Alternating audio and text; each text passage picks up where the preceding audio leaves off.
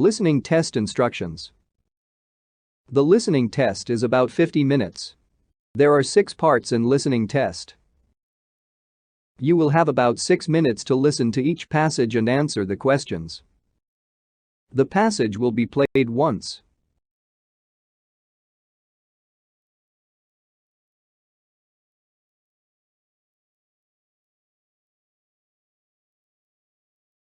Hey, you look concerned. What's on your mind? The final exam. I'm not fully prepared yet. Well, don't worry too much. You still have 3 days. Yeah, but 3 days will fly past in a wink. Well, you still have time to cram things in your brain anyway. Question 1. Why is the man looked worried?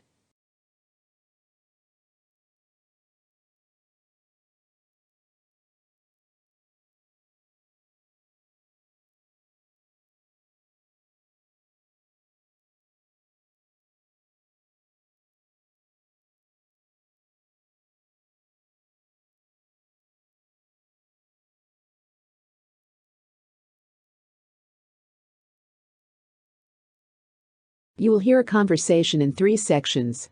You will hear each section only once. After each section, you will hear 2 or 3 questions. You will hear the questions only once. Choose the best answer to each question.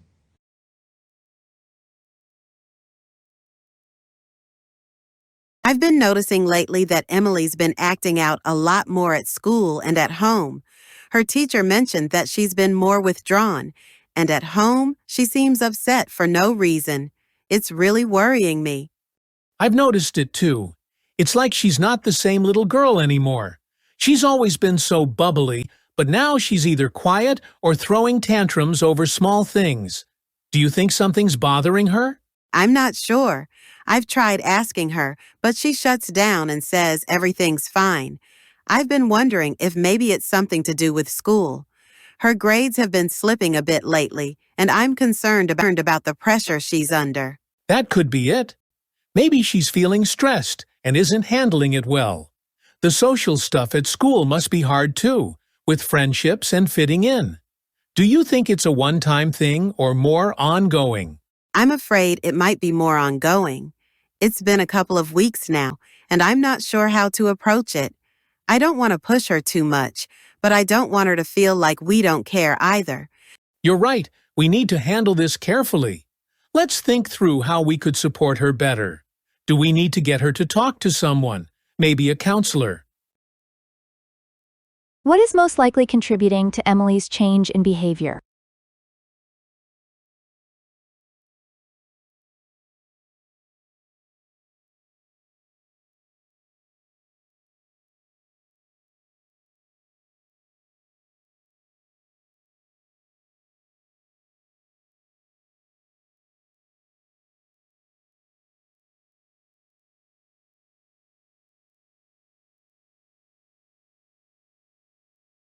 Why is the mom hesitant to confront Emily about her behavior?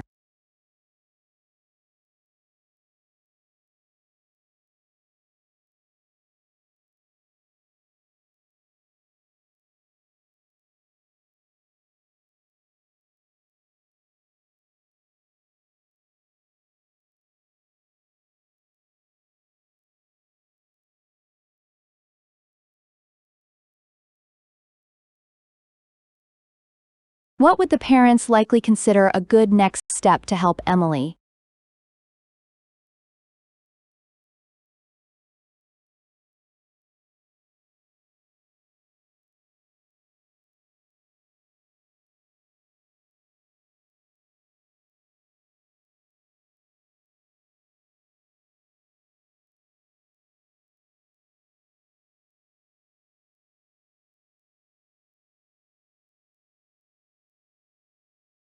You will hear the second section of the conversation shortly.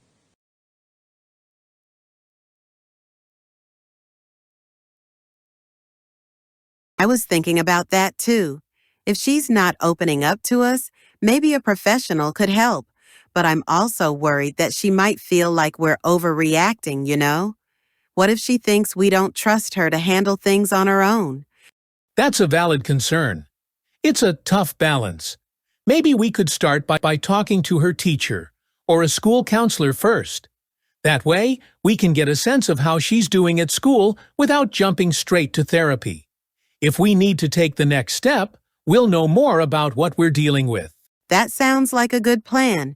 We can ask the teacher for more details, like what's been going on in class, if there are any specific incidents, or if she's having trouble connecting with her classmates. It might give us more clarity on what's going on. Exactly. And we can also talk to Emily about it without making her feel like something's wrong with her. We can tell her we're just trying to make sure she's okay and that we're here to help. Maybe she'll feel more comfortable talking if she knows we're not judging her. I agree. If she sees that we're trying to understand her feelings, she might be more open. I think we need to reassure her that it's okay to feel upset sometimes and that we're here to support her no matter what. I think once we get a better understanding of what's going on, we'll know what the best next step is. If professional help is needed, we'll make sure it's something she feels comfortable with. Why do the parents decide to talk to the teacher or a school counselor first?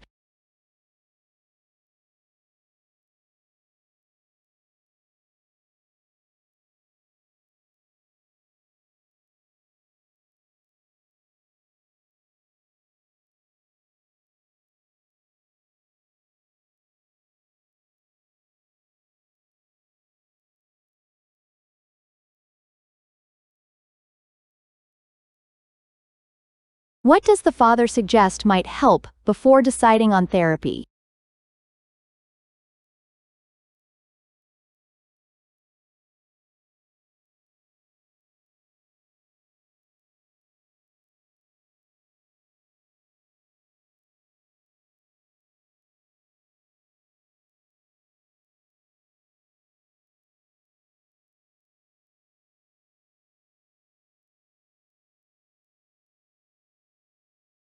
Why is it important for the parents to reassure their daughter?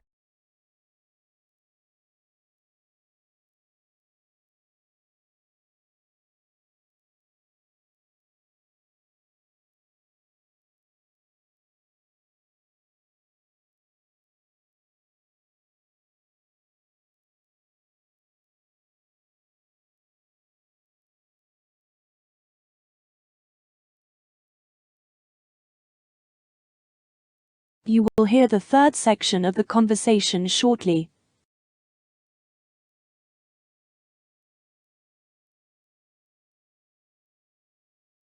I'm just nervous about the possibility that there might be something deeper going on. What if it's more than just stress or friendship problems? What if it's something she's not able to cope with? I know, it's hard not to worry, but we're not alone in this. There are experts who can help us understand what's going on and give us advice on how to handle it. Whether it's a counselor, therapist, or another professional, they know how to deal with these things. That's true, and I think it's better to address it now before it gets worse. If we wait too long, she might feel more isolated or like we don't care. I think we should definitely consider professional help, even if it's just for a few sessions to see how she responds. I agree. I think if we approach it the right way, she'll understand that we're doing this for her well-being, not because we're accusing her of anything. It's about helping her feel better and supporting her through whatever she's dealing with. Exactly. We'll talk to her teacher first and see if we can get more information. Then, we'll have a family discussion about what we can do together to help her through this. I feel better knowing we're taking action. Me too. We're in this together and we'll figure it out. Whatever it takes, we'll make sure she gets the help she needs. What is mom's next step in handling the situation?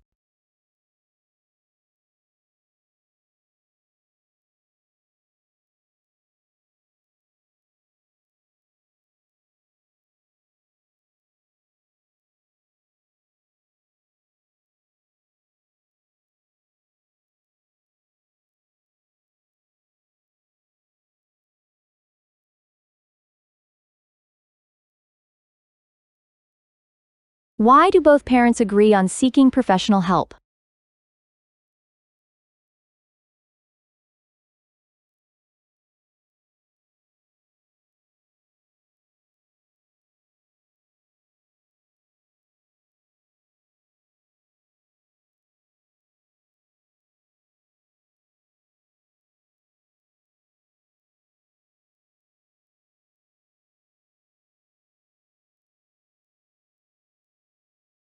You will hear a conversation followed by 5 questions. Listen to each question. You will hear the question only once. Choose the best answer to each question.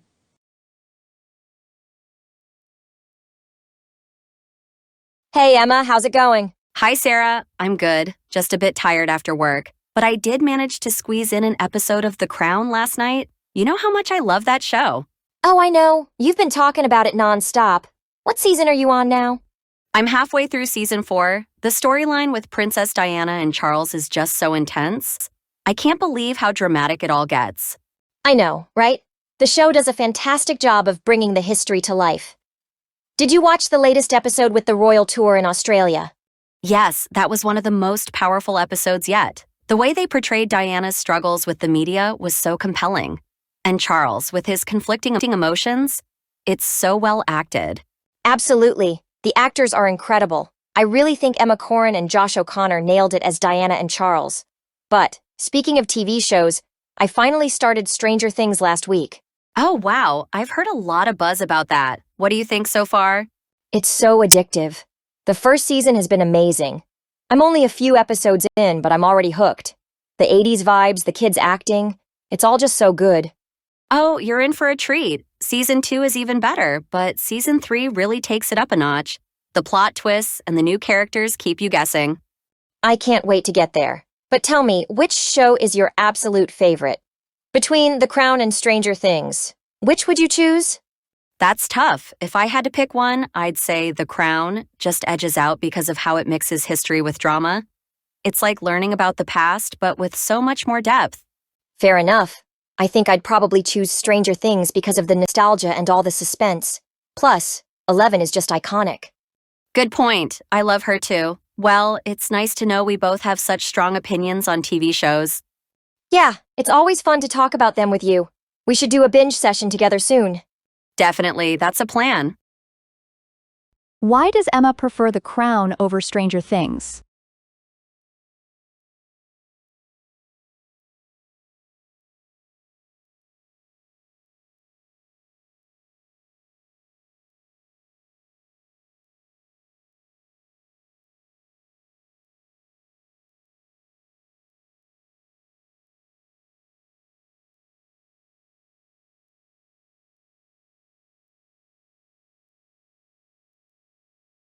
What can be inferred about Sarah's interest in TV shows?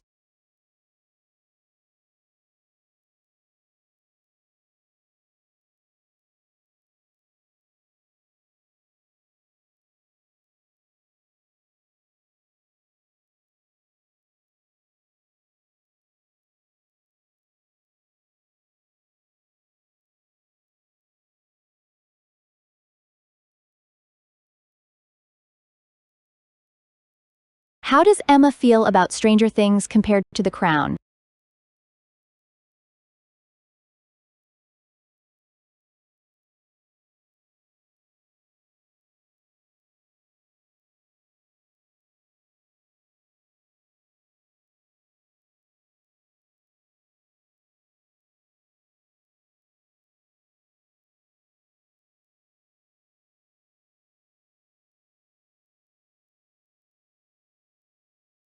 What can be inferred about the actors' performances in The Crown?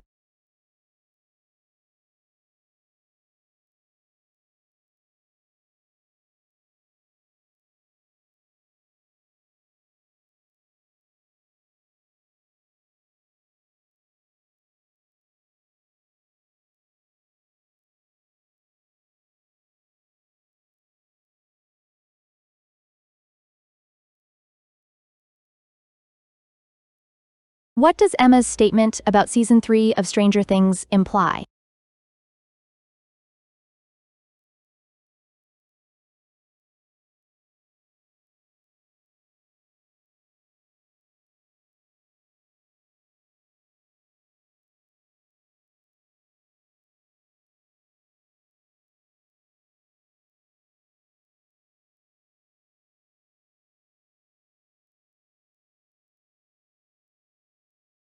You will hear a conversation followed by 6 questions. Listen to each question. You will hear the question only once.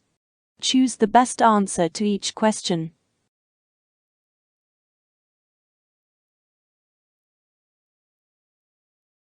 Hi, Jamie. Thanks for meeting up today to go over the plans for our charity collection event. We need to finalize some details before we get started. Of course, Alex.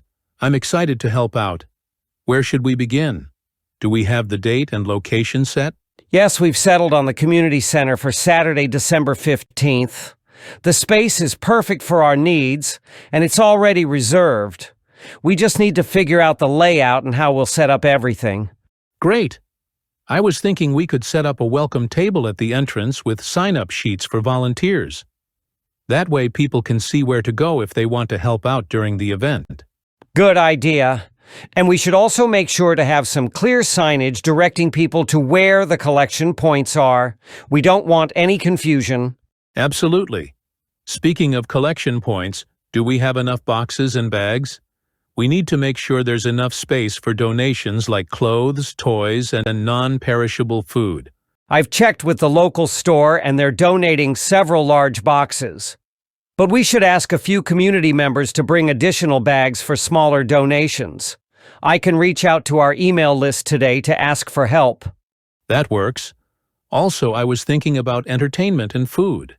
It might be nice to have some live music or a local performer to keep people engaged. I love that idea. Let's reach out to a few local musicians to see if anyone is available. As for food, we could set up a small snack table with drinks, fruit, and cookies. Perfect. What about safety measures? We should ensure there are first aid kits and a few volunteers ready to help in case of emergencies. Good point.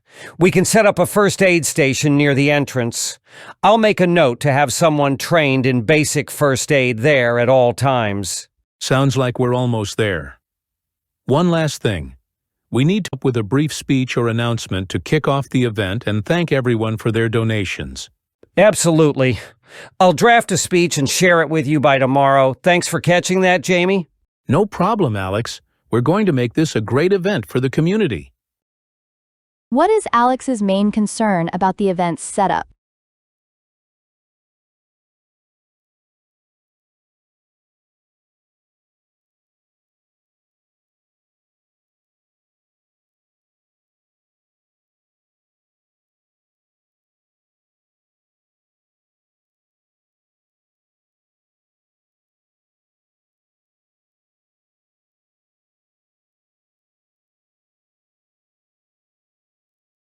Which of the following best describes Jamie's approach to the event?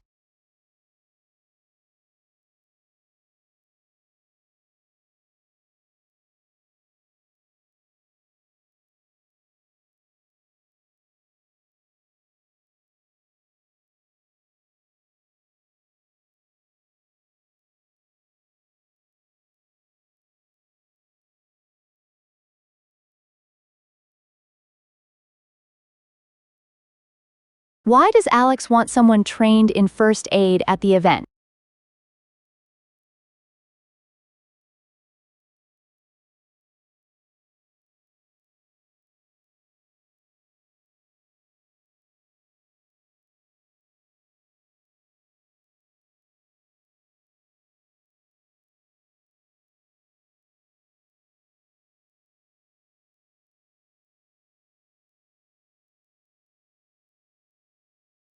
What does Jamie suggest for managing volunteer signups?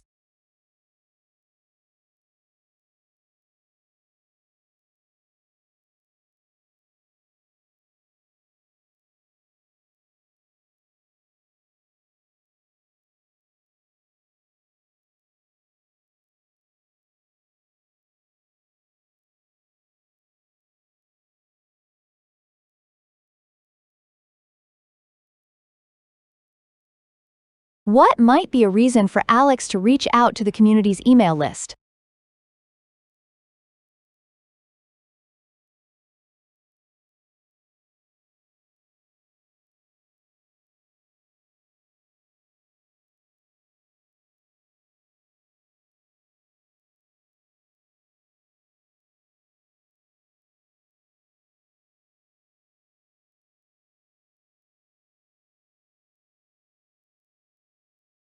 What indicates that Alex and Jamie are both involved in organizing the event?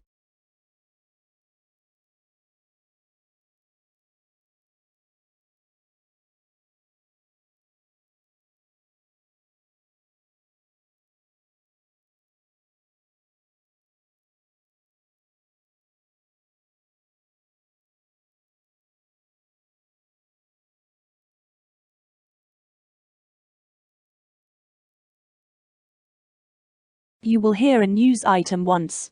It is about 1.5 minutes long. Then 5 questions will appear. Choose the best way to complete each statement from the drop-down menu.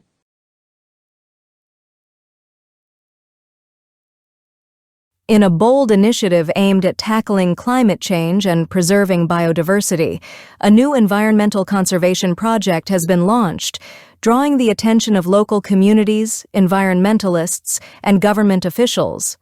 The project, spanning over 10,000 hectares of critical forest land, is set to restore native plant species and create protected wildlife corridors that will support the migration and habitats of endangered animals. It also seeks to implement sustainable practices, such as eco-friendly farming and controlled forest thinning, which will mitigate the risk of wildfires and enhance the region's resilience to climate extremes. The project has garnered substantial support through partnerships with international conservation organizations and local indigenous groups who have long advocated for the sustainable stewardship of their ancestral lands.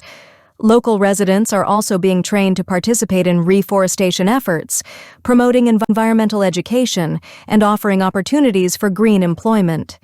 In addition, a significant portion of the initiative will involve innovative technology, such as drone-assisted seed dispersal and satellite monitoring, to ensure the success of the ecological restoration and prevent illegal deforestation. The project is expected to deliver multiple benefits, including carbon sequestration, improved air and water quality, and a boost to regional biodiversity, helping to reverse habitat loss and supporting wildlife populations that have faced serious declines. Leaders involved in the project emphasize the importance of collective action in addressing the climate crisis, suggesting that it can serve as a model for future conservation endeavors across the globe. The project's long-term goals include setting a precedent for integrating community-led initiatives with cutting-edge scientific approaches, hoping to inspire similar efforts worldwide.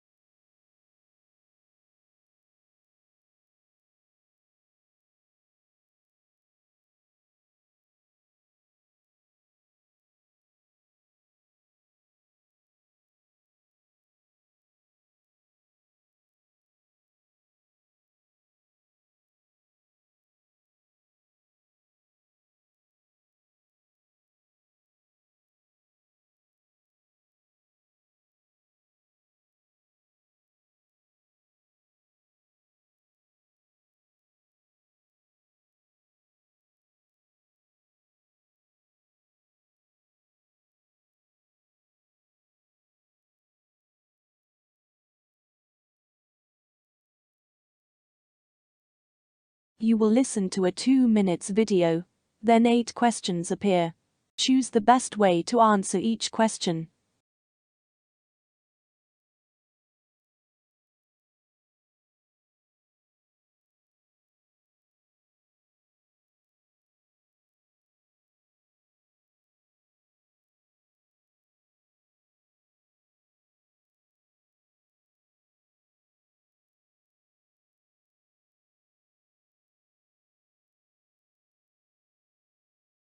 Okay, team, it looks like our fitness center has been growing quickly, and we've got more clients coming in every day. We need to figure out how to handle this increase efficiently. I was thinking we could start by optimizing our class schedules. How does that sound? I agree, Jessica. The current schedule isn't flexible enough for some of our clients, especially those who have unpredictable work hours. We could introduce evening or weekend classes. What about you, Olivia? How's your family handling the busy schedule? My family is already pretty involved with my work schedule, but I think the key here is balancing the needs of our clients without overburdening ourselves. Maybe we can assign specific trainers to specific time slots based on availability. I'll also have to coordinate with my cousin, Ethan, who helps out with administrative duties. He might need to handle some of the scheduling logistics so we don't burn out. That's a good idea, Olivia. Assigning each of us to certain shifts could help create consistency. If Ethan is available, he could manage the calendar and help us track which classes are in demand. David, how do you think we can incorporate new clients into our current system? Well, we could offer a trial week for new members where they can attend any class to see what fits them best. After that, they could pick a regular schedule. We could also introduce some flexibility by allowing clients to book online in advance so they don't have to worry about not getting into a full class. I like that. Plus, that would give us more time to focus on the actual training and less time on administrative work. My aunt, Lily, could also help with the social media aspect and inform our clients about new schedules and upcoming promotions. Great point, Olivia. Social media updates would keep clients informed about changes. I think we need to make sure we're clear about our hours and availability. Maybe we could have a family meeting next weekend to go over everything. How about you, David? Any thoughts on managing our availability better? I think we should also encourage our existing clients to refer friends. This would ease the pressure on us a bit while still helping the business grow. I'll coordinate with my brother, Jack, who manages a lot of our clients' inquiries, to ensure we have all the information ready. Sounds like we're on the right track. I'll reach out to Ethan and Lily, and we'll get started on organizing things. Perfect. Let's get this plan in motion, team. I'll follow up with you both in a few days and we'll see where we stand. Thanks for all the input.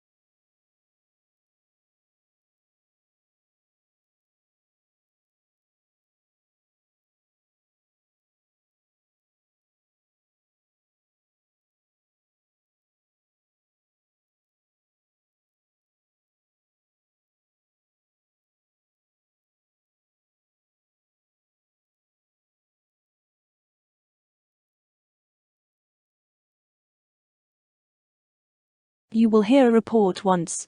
It is about 3 minutes long. Then 6 questions will appear. Choose the best way to answer each question from the drop-down menu.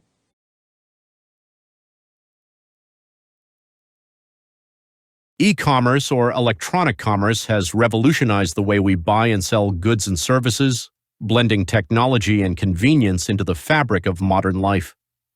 It refers to the online transaction of goods and services, a practice that has seen exponential growth over the past 2 decades. With platforms like Amazon, eBay, and Shopify, individuals and businesses can now reach a global audience, breaking traditional geographical barriers.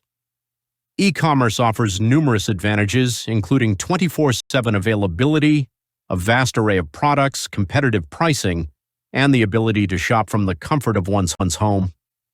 On the business side, it provides an avenue for startups and small enterprises to compete with industry giants by offering niche products, personalized services, or unique marketing strategies. However, e-commerce isn't without challenges. Cybersecurity threats, data privacy concerns, logistical issues in delivery, and the environmental impact of packaging and transportation are critical areas of discussion. Additionally, e-commerce has significantly influenced consumer behavior, with trends like mobile shopping, one-click purchasing, and personalized recommendations shaping how we interact with brands. Emerging technologies such as artificial intelligence, augmented reality, and blockchain are further transforming the landscape, making shopping more intuitive, secure, and immersive.